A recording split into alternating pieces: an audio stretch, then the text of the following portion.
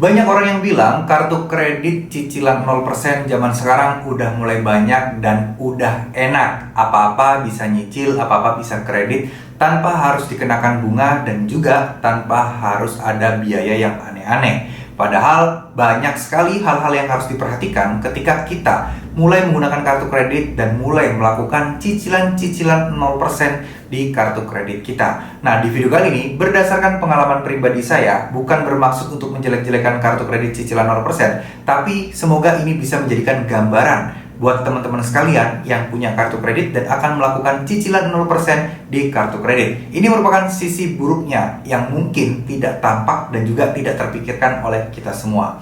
Oke, sebelum lebih jauh, apa sih cicilan kartu kredit 0% itu? Cicilan kartu kredit 0% itu adalah sebuah cicilan di mana kalian menggunakan kartu kredit kalian, merek bank apapun. Kalau memang ada promonya cicilan 0% buat beli HP kek, komputer kek, bahkan motor sekalipun kayak itu tetap nggak ada bunga. Artinya ya harga yang tertulis adalah 10 juta, kalian cicil 10 kali, ya udah sebulan 1 juta. Simpelnya seperti itu. Namun banyak orang yang tidak tahu bahwa cicilan 0% itu ternyata sebenarnya nggak 0% banget. Sebenarnya bunganya, selisih dan lain sebagainya itu dibayarkan oleh pedagangnya. Ya, itu termasuk salah satu bentuk promo. Karena saya sendiri pun berpengalaman juga ya, sempat meeting beberapa kali dengan orang-orang e-commerce ya, terkait masalah pembayaran cicilan 0% dan lain sebagainya. Itu kan ada biaya berapa persen, ada fee ketika ada cicilan 0%. Dimana fee-nya tadi, bunganya tadi itu yang bayar adalah para tokonya. Jadi bukan berarti itu kita benar-benar bisa gratis tanpa bunga untuk nyicil. Kita sebagai pelanggan mungkin benar-benar bisa 0%, tapi sebagai pedagang itu ada fee atau bunga yang harus mereka bayar. Nah, balik lagi, karena latar belakang inilah akan membuat orang-orang itu atau para pedagang ini akan menaikkan harganya.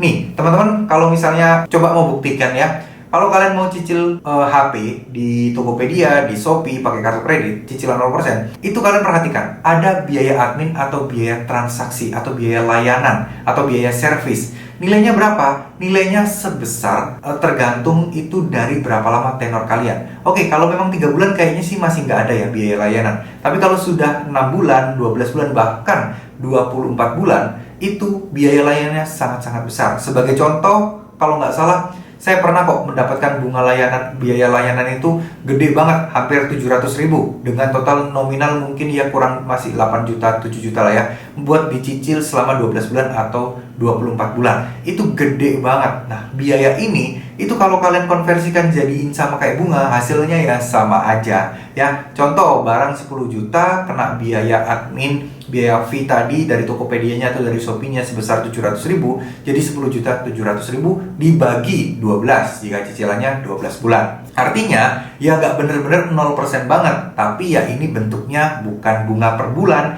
tapi bentuknya adalah biaya layanan di depan. Memang nilainya lebih rendah dan jauh dibandingkan harus ada bunga cicilan seperti cicilan kartu kredit pada umumnya. Kenapa? Karena tentu saja pedagangnya itu pasti ngasih subsidi, teman-teman. Jadi pedagangnya itu nggak mungkin semua beban fee-nya ini ditanggung di pedagang, enggak. Biasanya pedagang itu ngasih kayak semacam subsidi. Misal harusnya fee-nya itu 10%. Nah, mungkin pedagangnya 5%, kalian 5%. Jadi tetap ada biaya. Nah, itu sebenarnya mekanisme cara kerja cicilan 0% di kartu kredit. Kenapa kok pedagang nggak rugi? Kenapa kok bank nggak rugi? Nggak dapat pendapatan bunga dan sebagainya. Bank tetap untung. Mana ada bank mau rugi ya, teman-teman ya.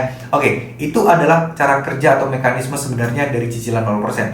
Sedangkan apa sih yang membuat kita atau sisi gelap dari cicilan 0% itu? Itu akan mengikat kita selama-lamanya di kartu kredit itu selama cicilan kalian masih ada. Sebagai contoh, ketika saya melakukan cicilan 12 bulan, nah di bulan ke-7 saya itu ada rezeki lebih. Saya pengen melunasi semuanya biar utang saya otomatis lunas. Artinya berarti kan saya tinggal bayar sisa cicilannya otomatis beres ya, langsung lunas, transaksi itu langsung hilang dari statement atau dari transaksi-transaksi cicilan kita yang tersisa karena ya kita udah bayar atau pelunasan. Nah, ini tidak bisa kalian lakukan semena-mena begitu aja. Kenapa? Kalian harus minta telepon request di CS Banknya, dimana CS Banknya ini nanti akan bilang nih, nggak bisa Pak, ini nggak bisa dipercepat. Jika ada pelunasan cepat akan ada penalti sebesar berapa persen. Jadi kalian mau lunasin aja, mau lunasin secara cepat, ada persyaratan-persyaratan penalti atau biaya yang kalian bayar. Ya, ini kan agak nggak masuk akal. Kita mau lunasin utang kita, tapi kita disuruh bayar biaya penaltinya. Nah, inilah yang agak aneh. Ya, meski harusnya kan cicilan 0% kan tinggal aja bayar lunasi utang lunas, tapi ini nggak, dibiarkan, nggak boleh dilunasi cepat. Kalau nekat, ya ada fee yang harus dibayar biar lunasnya bisa lebih cepat. Ya, itu adalah salah satu hal yang paling saya tidak suka terkait hal seperti ini. Karena kita secara tidak sadar, itu kita kayak semacam sengaja untuk diikat dalam porsi di kartu kredit tersebut biar kalian nggak bisa ngeblokir atau nggak bisa menutup kartu kreditnya. Jadi seperti contoh tadi ya, cicilan saya ini udah mulai masuk ke bulan 7, sisa sekitar mungkin 5 bulan lagi. Nah, saya pengen nih, saya udah nggak mau lagi nih pakai kartu kredit, terlalu banyak godaan dan lain sebagainya. Saya mengajukan untuk tutup, nggak bisa teman-teman ya, karena kalian ada tanggungan untuk 5 bulan sisanya tadi. Ya itu tadi pilihannya, kalian mau lunasi cepat tapi bayar penalti berapa persen, baru kalian tutup, itu bisa. Tapi kan ini sayang banget ya teman-teman ya. Makanya itu, ini adalah sisi gelap dari cicilan 0% yang orang-orang nggak menyadarinya. Orang-orang mungkin ya udahlah, kita nggak kena bunga, ya udah nggak ada ruginya juga. Padahal sebenarnya kita dipaksa untuk terus menggunakan kartu kredit tersebut. Ya, katakanlah ada iuran tahunan. Nah, kalau ada iuran tahunan, teman-teman mungkin kalau beberapa kartu kredit bisa ya ada program penghapusan iuran tahunan. Tapi balik lagi nih teman-teman, ketika teman-teman mengajukan penghapusan iuran tahunan dan teman-teman itu masih ada cicilan yang panjang banget, teman-teman tidak akan bisa mengancam dalam tanda kutip ke bank tersebut, saya akan menutup kartu kreditnya karena saya tidak mampu untuk bayar iuran tahunan ya. Kalau kalian tidak dicicilan, biasanya mereka CS-nya langsung bilang, ya udah Pak, ini saya akan ajukan untuk penghapusan gitu ya. Nah, kalau nanti Bapak berkenan, nanti penghapusannya harus transaksi beberapa, baru ini akan dihapus, atau mungkin kadang itu langsung dihapus saat itu juga ketika kalian mengancam ingin menutup kartu kreditnya. Coba dibayangkan jika kalian ada cicilan yang panjang, besar, terus kemudian kalian mau tutup kartu kreditnya, nggak bakal bisa teman-teman ya. Kenapa? Karena ya kalian mau ngancam kayak gitu, kalian harus kira-kira hitung-hitung dulu, bayar sisa hutangnya dan bayar penaltinya. Setelah lunas baru bisa ditutup. Saya pernah mencobanya ya teman-teman, karena saya mungkin udah kebanyakan kartu kredit, pusing juga. Saya pernah nih nyoba nih, cicilan masih ada 4 bulanan.